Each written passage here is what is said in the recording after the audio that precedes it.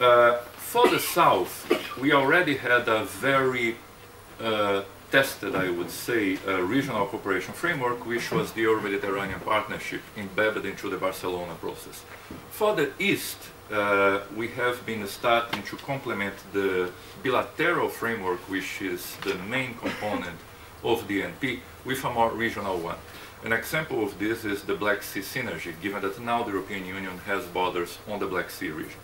Another example of our extended regional dimension is the question of neighbors on our neighbors. Yeah, we are starting to consider the extension of some of the policy frameworks to not the ENP countries, but to the neighbors of our ENP countries.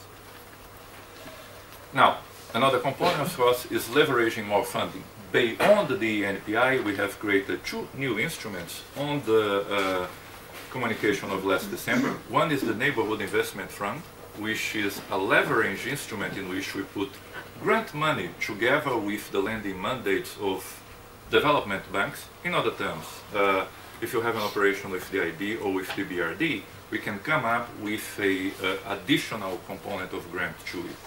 Our own estimations is that those additional 700 million euros, 100 million per year, would be able to leverage 4 to 5 times additional finance.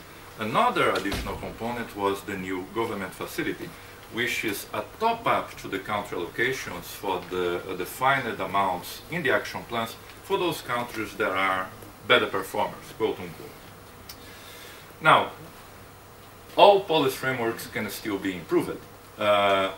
Looking specifically from improvements from the partner country side, and this is the next to last slide, two things that seem clear to us that need improvement is the commitment and the implementation capacity.